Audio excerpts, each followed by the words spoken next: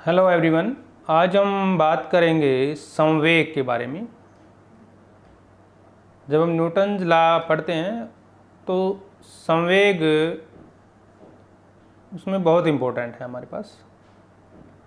संवेग को इंग्लिश में हम मोमेंटम बोलते हैं और आज इसमें हम चर्चा भी करेंगे संवेग संरक्षण का जो रूल है, लॉ है, उसके बारे में भी चर्चा करेंगे। 9th क्लास है हमारी और टॉपिक है हमारा आज का संवेग और संवेग संरक्षण। बड़ा इंटरेस्टिंग टॉपिक है, डे टू डे लाइफ में बहुत यूज होता है, पूरे धड़ल्ले से यूज होता है। विद्यार्थी जो है इससे परिचित भी नहीं होते, उनको पता नहीं होता कि संवेग होता क्या है और क्या है इसका रोल हमारे लाइफ में। तो पहले हम देखिए इसकी थोड़ी सी जो डेफिनेशन है वो आपको एक बार बता देते हैं, फिर हम इसकी डिटेल में चर्चा करेंगे। देखिए मोमेंटम क्या होता है, mass into velocity. Mass into velocity, mass का मतलब द्रव्यमान और वेलोसिटी का मतलब वेग और मोमेंटम का मतलब संवेग। तो संवेग क्या हुआ, द्रव्यमान और वेलोसिटी यानी कि वेग का जो गुणनफल है मैथमेटिकली उसको हम संवेग बोलते हैं। डेफिनेशन बिल्कुल आसान है और आप एग्ज़ाम में आसानी से लिख सकते हो क्योंकि सिर्फ सबसे आसान डेफिनेशन इसी की बनती है हमारी जब न्यूटन लॉ करते हैं।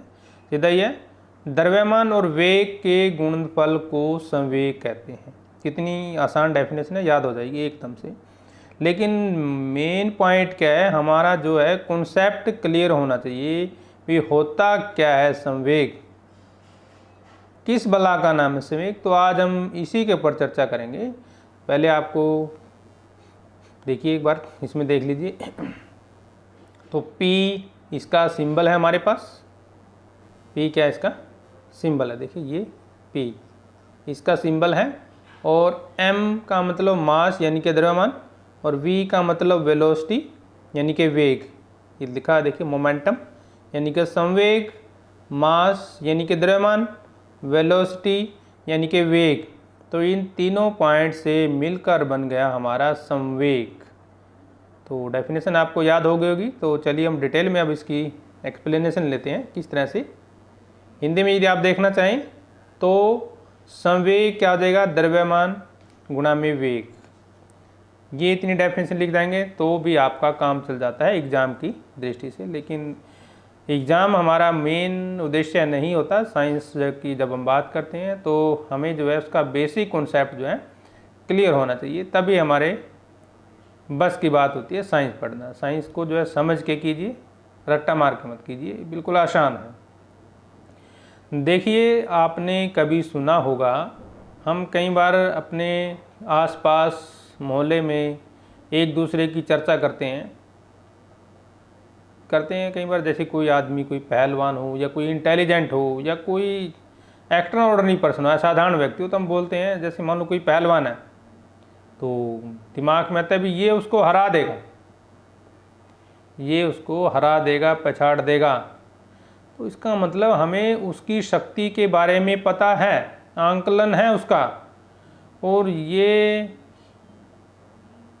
किस गुण को दर्शाता है कि वो जीत जाएगा, ये उसके मोमेंटम को दर्शा रहा है। भाई उसमें जो है इतना मास है, इतना द्रव्यमान है और इतना वेग है, इतनी फुर्ती है कि वो दूसरे आदमी को हर हालत में पछाड़ देगा।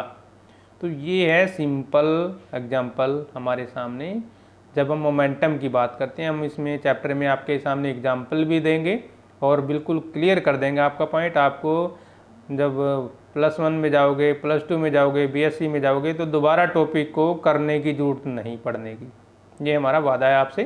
तो चलिए हम शुरू कर देते हैं हमारा जो आज का टॉपिक है हमारे पास, जो मोमेंटम।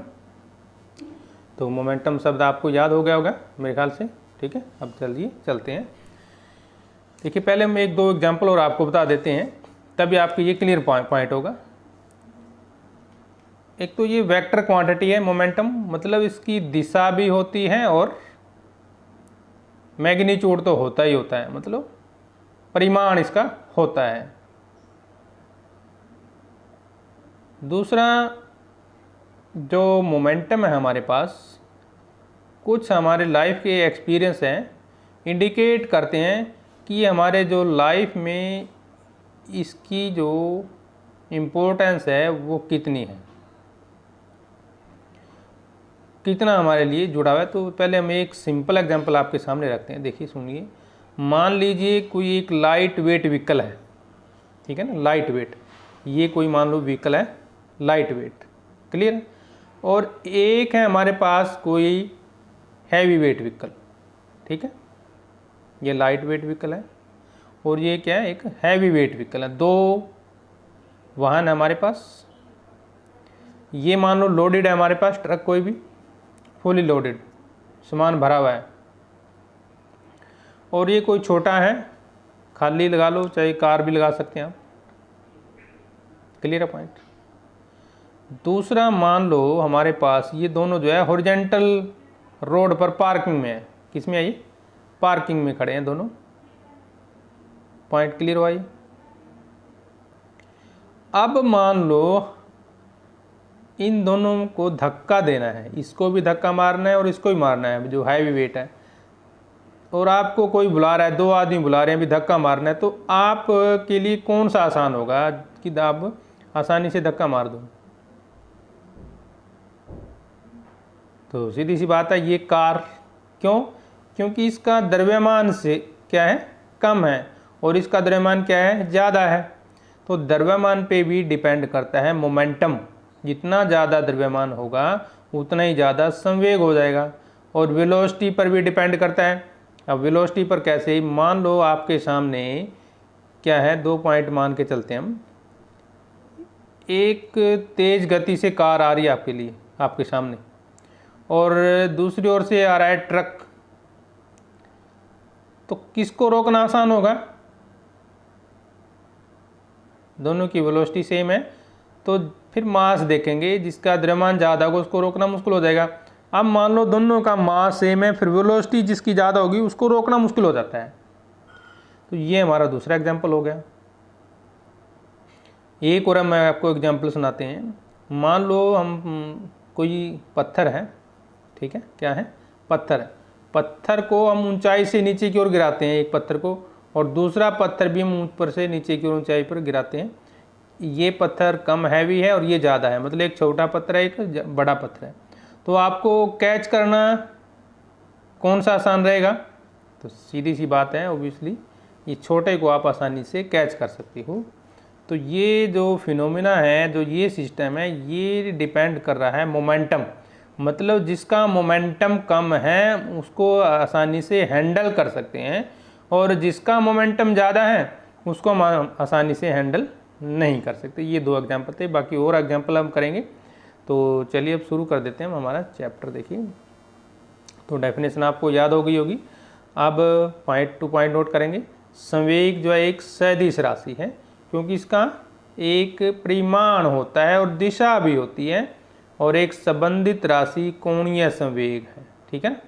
कोणीय संवेग का मतलब जब एंगल बनता है, जब हम इस तरह से जब एंगल में बात करेंगे, तो वो कोई वस्तु सर्कुलर पाथ पर चक्कर काटती है तो वो कोणीय में आ जाएगी। इसमें आ जाएगी कोणीय में। संवेग एक संरक्षित राशि है। संरक्षित का मतलब फिक्स, ना कम ना ज़्यादा, उस पर नहीं फर्क पड़ने वाला। कई बार देखो होगा ना, कई बच्चे क्लास में संरक्षित होते हैं, मतलब टीचर उनको जितना मर्जी बोले भाई काम कर लो, घर से ऐसे ही आएंगे और ऐसे ही स्कूल से घर चले जाते हैं, टस काम मस नहीं। भाई उन्होंने तो अपना मोमेंटम फिक्स किया हुआ है, संरक्षित है भाई, हमें नहीं पढ़ना, ना घर जाके ना स्कूल आके, बस संरक्षित। इसका मतलब क्या हुआ? किसी वियुक्त निकाय में कुल संवेग स्थिर रहता है। किसी वियुक्त मतलब स्पेस में हमारा जो टोटल, यदि वियुक्त का मतलब जब उसके ऊपर कोई फोर्स नहीं लग रहा हो, वियुक्त का मतलब जब कोई फोर्स ना लग रहा हो। निकाय का मतलब हमारा सिस्टम, ये सारा ही निकाय है।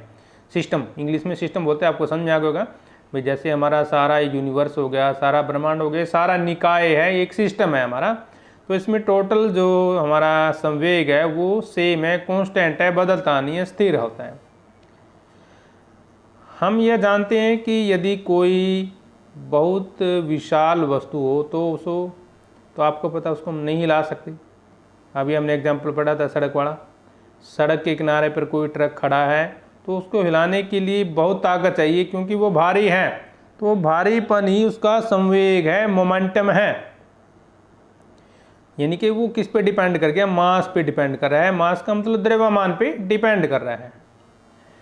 अब जब बंदूक की बात करते हैं, वो तो बड़ी बात होगी, अब छोटी बात करते हैं। बंदूक से निकली एक छोटी सी गोली भी आघात कर सकती है। भाई एक बंदूक होगी, छोटी सी गोली, क्या है उसको रोक पाना हमारे बस की बात नहीं है। वो तो सीधा चीर के निकल जाती है, सीना चीर के निकल जाती है। सीना तो छोड़िए, दीवार को भी फाड़ के निकल जाती है, सुराख कर देती है। कांच देखा है ना आपने? कांच पर यदि हम गोली चलाएंगे ना, तो कांच को भी इतना मौका नहीं देती कि वो चटक कर टूट जाए, सुराख कर देती है। लेकिन उसी समय यदि हम पत्थर मारेंगे ना, तो पत्थर उसको तोड़ देता है, टुकड़े टुकड़े कर देता है। क्यों? पत्थर की जो वेलोसिटी है, वेग है, वो कम है, लेकिन गोली का वेग बहुत तेज है। इसका मतलब गोली में संवेग बहुत ज़्यादा है। गोली में संवेग ज़्यादा है, जिसके कारण वो उसमें निकल जाती है सुराख करते हुए। अब हमने ये दो एग्जाम्पल देखे, तो इन दोनों वस्तुओं के पास कुछ तो है जो समान है, ठीक है ना। फिर देखिए, गोली भी की बात कर ली हमने, पत्थर की बात कर ली, ट्रक की बात कर ली, छोटे व्हीकल की बात कर ली। तो कुछ तो है जो इन सभी को आपस में जोड़े हुए है, और वो है हमारा संवेग। और संवेग दो चीज़ों पर निर्भर करता है, नोट कर लीजिए। नंबर एक, मास, जिसको हम द्रव्यमान बोलते हैं। भार आपको समझाने के लिए लिखा गया है। क्या बोलते हैं? द्रव्यमान, ठीक है ना। दूसरा वेग, यानी कि वेलोसिटी, जिसको v से लिखते हैं, और मास को किसे लिखते हैं? m से लिखते हैं। क्लियर है पॉइंट? तो यानी कि दो बातों पर डिपेंड करता है संवेग हमारा, एक तो द्रव्यमान पर और एक वेलोसिटी यानी कि वेग पर, ठीक है। Clear point? और इसका सिंबल हमारे पास p यानी कि mv, द्रव्यमान और वेग का गुणनफल। तो ये होता है संवेग। अब आपका पॉइंट क्लियर हो गया ना। अब करते हैं हम संवेग संरक्षण का नियम। इंग्लिश में बोलते हैं law of conservation of momentum. देखिए, आप हिंदी में और इंग्लिश में जो है, जो हमारी हेडिंग होते हैं, उनको ज़रूर याद कर लीजिए। बड़े काम की चीज़ होती है, काम आएंगे आपकी बड़ी क्लासों में। अब इसकी डेफिनेशन करते हैं पहले, फिर बाद में एग्जाम्पल देखेंगे। यदि एक या एक से अधिक वस्तुओं के निकाय यानी कि सिस्टम पर कोई असंतुलित बल कार्य न कर रहा हो, तो निकाय का कुल संवेग संरक्षित रहता है, कंजर्व रहता है। क्लियर है पॉइंट?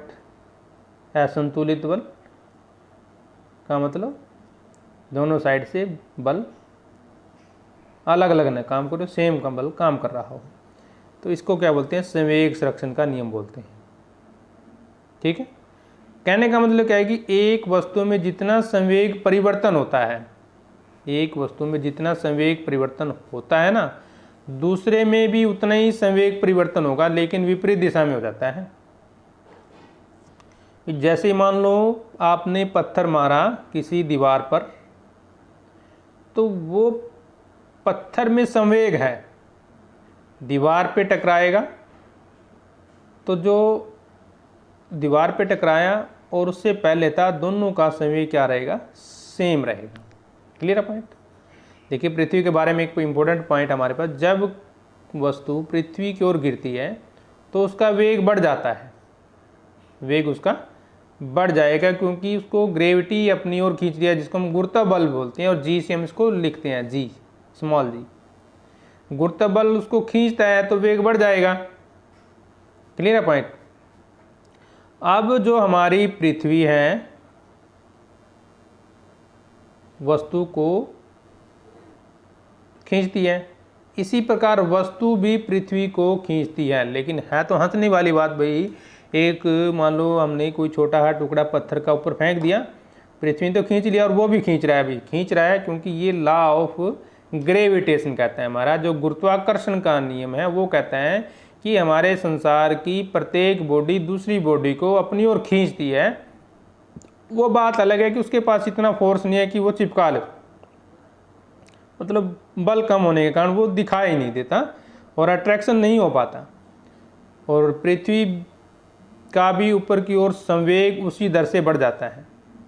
इस प्रकार पृथ्वी और वस्तु का संवेग संरक्षित रहता है, मतलब जितना संवेग उसमें है उतना ही उसमें इनके टोटल बराबर रहेगा। क्योंकि पृथ्वी का द्रव्यमान वस्तु की अपेक्षा बहुत ज़्यादा है, अतः पृथ्वी में उत्पन्न वेग उपेक्षणीय होता है। क्लियर है पॉइंट? देखिए ये हम बाल की बात करते हैं, जब ये बाल एक है, ये दूसरी बाल है हमारे पास। टकराने से पहले मान लो उसका मास m1 है, टकराने के बाद मास दूसरी बॉडी का m2, मतलब पहले की बात करें, इसकी वेलोसिटी v1 और इसकी वेलोसिटी v2 या u1 u2 ले सकते हैं हम, u1 u2 जब 2 पॉइंट करेंगे, ठीक है। इसकी वेलोसिटी u1 और इसकी u2 है, इसका मास m1 और इसका मास m2 है। तो टकराने से पहले ये मान दिया हमने। अब जब दोनों टकराते हैं आफ्टर कोलिजन, तो टकराने के बाद दिशा उल्टी हो जाएगी इनकी, देखिए एक दूसरे को उल्टी दिशा में मोड़ लेते हैं। तो मान लो उस समय वेलोसिटी v2 हो गई, पहले v1 थी u1, ठीक है। अब वेलोसिटी क्या होगी v1 और पहले क्या थी इधर u1।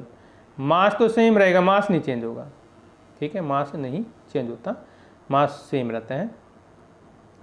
तो यहाँ से एक थ्योरम बनती है हमारे संवेग में परिवर्तन की दर कितनी होगी, m, देखिए mass into acceleration, mass into acceleration यानी कि द्रव्यमान गुणा में त्वरण होती है संवेग में परिवर्तन की दर।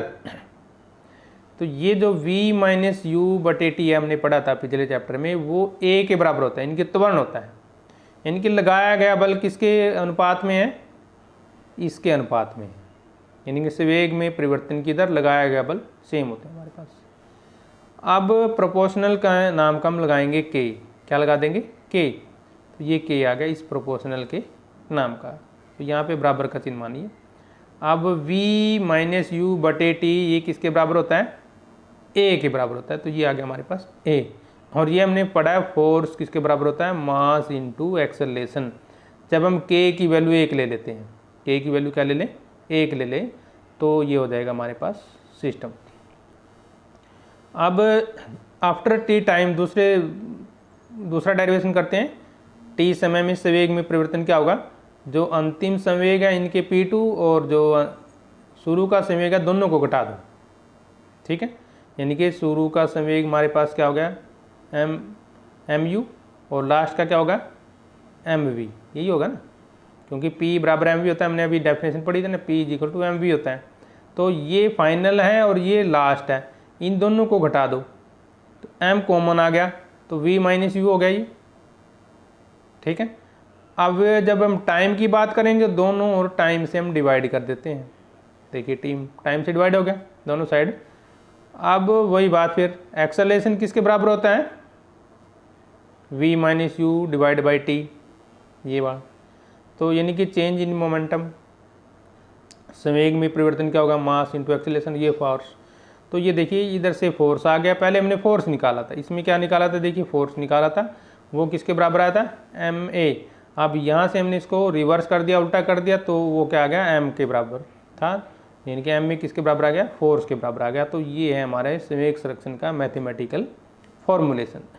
अब उदाहरण की बात करते हैं, एग्जाम्पल, रॉकेट प्रणोदन, यानी कि जब हम रॉकेट को छोड़ते हैं, ठीक है ना, रॉकेट प्रोपल्शन बोलते हैं। रॉकेट का उड़ना न्यूटन की जो क्रिया और प्रतिक्रिया का नियम है, यानी कि एक्शन और रिएक्शन का जो रूल है हमारे पास, एक्शन और रिएक्शन का जो रूल था हमारे पास, उसके ऊपर डिपेंड करता है, और लॉ ऑफ कंजर्वेशन के ऊपर भी डिपेंड है, इनके संवेग संरक्षण का नियम। तो उसमें क्या होता है, देखिए न्यूटन थर्ड लॉ क्या कहता है, देखिए ये जब हम रॉकेट को छोड़ते हैं ना, तो नीचे की ओर थ्रस्ट लगता है, नीचे की ओर थ्रस्ट लगेगा तभी ये ऊपर की ओर जाएगा, तभी ये ऊपर की ओर जाएगा। अगर नीचे की ओर नहीं लगेगा, क्योंकि न्यूटन थर्ड लॉ भी यही कहता है कि क्रिया और प्रतिक्रिया समान होती हैं लेकिन उल्टी दिशा में रहेंगी। मतलब जितना फोर्स इसने नीचे की ओर लगाया तो नीचे से ऊपर की ओर उतना ही फोर्स लग गया जिससे ये ऊपर उड़ गया। तो ये यहाँ पे काम आ गया। बंदूक की गोली वाला भी समझ लीजिए, जब हम गन फायर करते हैं तो बंदूक द्वारा गोली को एक वेग प्रदान कर दिया जाता है। अभी गोली है ना, तो गोली को तो डायरेक्शन मिल गई, भी जाना है, मारना है, बस अगले बंदे का तमाम काम करना है। तो उसमें क्या है, गोली में जैसे ही उसको छोड़ेंगे उसमें संवेग आ गया। संवेग का मतलब मास भी है उसके अंदर और वेलोसिटी भी, दो चीज़ होगी ना। संवेग का मतलब उसमें संवेग की बात जब हम करते हैं पी की, तो आप एकदम से दिमाग में बात बिठा लीजिए, उसके पास मास भी और वेलोसिटी भी है, मास भी और वेलोसिटी भी है। आगे की दिशा में एक संवेग उत्पन्न हो गया। क्रिया प्रतिक्रिया नियम के अनुसार गोली भी बंदूक को पीछे की ओर धकेलेगी। भाई गोली आगे गई है तो बंदूक को पीछे की ओर धकेलना ही है उसने। तो जैसे ही उसको पीछे की ओर वो धकेलेगी तो क्या होगा, बंदूक को भी पीछे की ओर क्या मिल गया, संवेग मिल गया। इनको दोनों को मिल गया संवेग। ये देखिए, गोली जब हम फायर करते हैं तो गोली पर लगने वाला बल जो है इसको आगे की ओर संवेग में ला देता है, और उसके बदले में गोली भी उसको संवेग में लेकर आती है। इसलिए बंदूक को ध्यान से चलाना चाहिए, क्योंकि वो हमें क्षति पहुंचा सकती है, हानि पहुंचा सकती है। एकदम से झटका लगेगा और झटके से हमारा खोआ भी, कंधा वगैरह टूट सकता है। ठीक है, क्लियर पॉइंट। अब कुछ एक दो और एग्जाम्पल हम लेते हैं आपके सामने। एक जो सीजन की बात करते हैं, जब क्रिकेट की बात करते हैं तो क्रिकेट में आपने देखा होगा जो खिलाड़ी होते हैं जब बॉल को कैच करते हैं, कौन खिलाड़ी होते हैं जो जब बॉल को कैच करते हैं, देखिए हम दिखाते हैं, ये बॉल है हमारे पास। तो जब वो उसको कैच करते हैं तो क्या करते हैं, हाथों, जैसे ये हमारा हाथ है तो हाथों को नीचे की ओर लेके जाते हैं, हाथों को नीचे की ओर। तो लेकिन उनको ये नहीं पता अभी संवेग क्या है, मोमेंटम क्या है, लेकिन उसने यूज़ कर लिया अपने लाइफ में, तो नहीं लगी हाथों को चोट। कारण क्या है कि जैसे गोली जो है बहुत तेज़ वेग से आती है या बाल बहुत तेज़ वेग से आ रही है, तो हमने इसकी वेलोसिटी को कम कर दिया। नीचे हाथ करेंगे ना ऐसे, तो नीचे हाथ करने से उसकी वेग को कम कर दिया, यानी कि फोर्स कम कर दिया, और फोर्स कम हो गया तो एडजस्टमेंट हो गया। एडजस्टमेंट होने से हमें बल कम लगता है और चोट भी कम लगती है। और दूसरा स्पीड की जब हम बात करते हैं तो बुलेट वाला पॉइंट ले लो। तो बुलेट जो है आसानी से किसी भी बॉडी में छेद कर देती है, क्योंकि उसकी वेलोसिटी बहुत ज़्यादा है। जितनी ज़्यादा वेलोसिटी होगी उतना ही ज़्यादा संवेग होगा। देखिए भाई, वेलोसिटी में बहुत ताकत होती है, एनर्जी में बहुत ताकत है। Velocity is very powerful. Velocity जो है बहुत पावरफुल होती है, ये बात ध्यान रखिए। तो इसका मतलब क्या हुआ, हमारे पास जो द्रव्यमान और वेग का गुणनफल है वो बेसिक है किसमें, फोर्स में। ध्यान रखिए, क्या पॉइंट है हमारे पास, जो वेग है और द्रव्यमान है, जब भी हम फोर्स की बात करेंगे तो ये वेरी वेरी इम्पोर्टेंट ये क्या है हमारे लिए, बहुत इम्पोर्टेंट है। तो ये था हमारा मोमेंटम और law of conservation of momentum. Clear point. तो आपको समझ में आ गया, हमारा जो ये चैप्टर था उसका ये लास्ट टॉपिक था। इसके बाद हम करेंगे जो हमारे पाठ्य पुस्तक और अभ्यास के प्रश्न उत्तर हैं। तो आप जो आने वाले वीडियो उनको ज़रूर देखिए। और आप देख रहे हैं आपका अपना चैनल physics.edu.rajendra। चैनल को लाइक भी कीजिए, सब्सक्राइब भी कीजिए। अब हम आपसे लेते हैं इजाज़त, तब तक के लिए जय हिंद।